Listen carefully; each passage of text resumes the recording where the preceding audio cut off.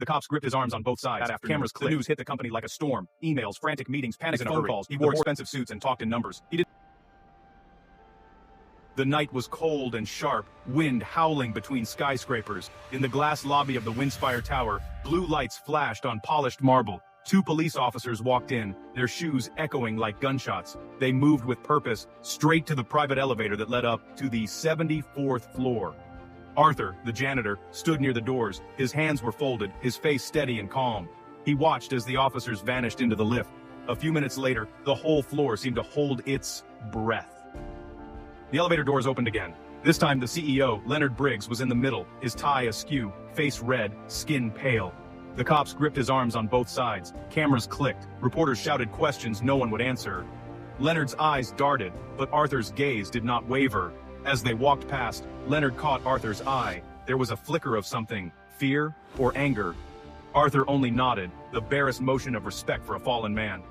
The police marched Leonard into the night. The doors closed behind them, heavy and final, like the last page in a book. Outside, snow began to fall. Arthur pulled his coat tighter, standing alone in the vast lobby. The silence was deep, filled only by the memory of footsteps fading into the distance.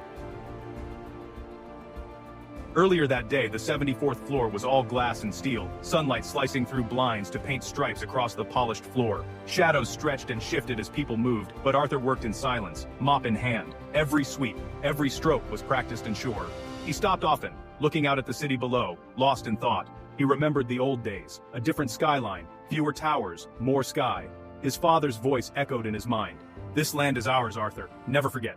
Sometimes, he would pause at a window, remembering the small, handwritten contract locked away in his battered locker downstairs. The paper was yellow now, edges curled like dried leaves. The floor was empty except for Leonard Briggs, who paced his office like a caged animal.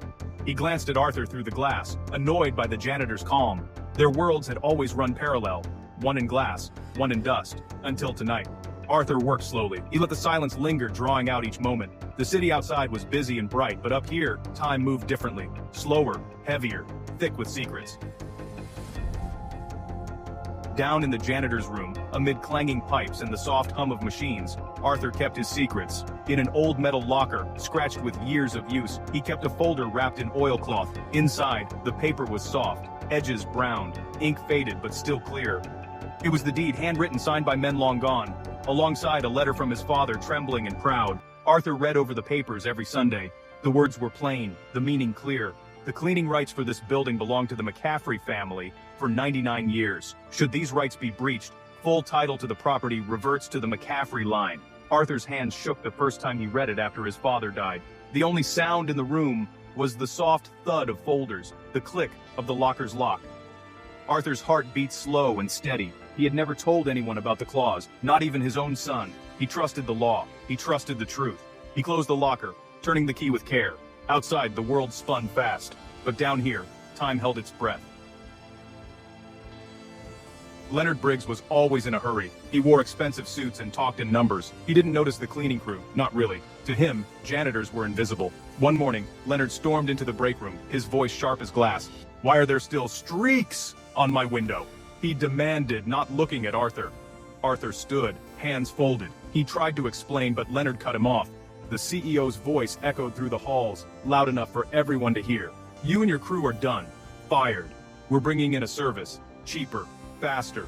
That's how business works." The words landed like blows. Arthur didn't beg. He just nodded, eyes clear, voice low. "That's your choice, sir." The keys jingled in his pocket. A quiet warning. The CEO didn't see the papers in Arthur's locker. He didn't know about the clause. He didn't care. He thought he was saving money, but, he was about to lose everything. That night, after the crew was forced out, Arthur walked the halls one last time. Every hallway was empty, every shadow long. The building felt different now, cold, hollow, almost angry. Arthur took his time. He touched the walls, remembering his father's hands doing the same. Down in the locker room, he sat and opened the old folder. The legal language was clear. If the janitorial contract is ended without cause, the right of possession returns to the McCaffrey family in full. It seemed impossible. A janitor with the power to take a tower. He called his lawyer first thing in the morning. The lawyer listened, stunned, then asked for the papers. "It's airtight," she said after reading. "They broke the deal. The building is yours now, Arthur." Arthur sat for a long time, the weight of old promises heavy on his shoulders. He had always kept his word. Now, it was time for the world to do the same. It happened faster than anyone expected. Lawyers filed papers that afternoon. The news hit the company like a storm. Emails, frantic meetings, panicked phone calls. The board tried to push back, but the clause was clear. The city's best real estate attorneys could only shake their heads. The contract, though old, was binding. The breach was absolute. Leonard lost his cool. He yelled at his staff, threatened his lawyers, begged the board for another chance. But the police were already on their way. The law was on Arthur's side now. Arthur stood in the lobby, watching the chaos above. He remembered the sound of Leonard's voice when he was fired, how small it seemed now, echoing down empty halls. The janitor's keys felt heavy on his belt, full of meaning. Power is a funny thing. It can vanish overnight. Arthur waited, silent and steady, as the world turned upside down.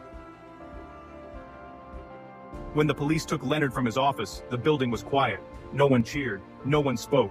Arthur watched, steady and silent, as the man who had ruled from the top floor was led away like any other trespasser. The board members met Arthur in the lobby. Their faces were pale, voices hushed.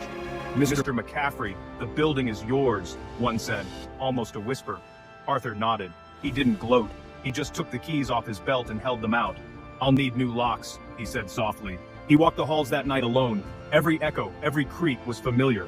The city outside was loud, but inside the tower, Arthur was at peace. He paused by a window, looking out at the city his family once called home. He thought of his father, of old promises kept, and of justice finally served. Morning came slow over Chicago. The sky glowed orange, catching on the glass of Windspire Tower. Arthur stood by the front doors, coffee in hand, watching the sun climb higher. The building was quiet, almost reverent. No more shouting, no more threats. News crews gathered outside. The story was everywhere. How a janitor took over a $2 billion skyscraper. Arthur gave no interviews. He let the papers and the law speak for him. Justice didn't need a spotlight. It needed only the truth. The city woke up, unaware that everything had changed. Inside the tower, Arthur walked the halls with a new purpose. The contract was simple. The promise was kept. The land, the building, the story. It all came back to the beginning. In the end, Arthur didn't need revenge. He had something stronger.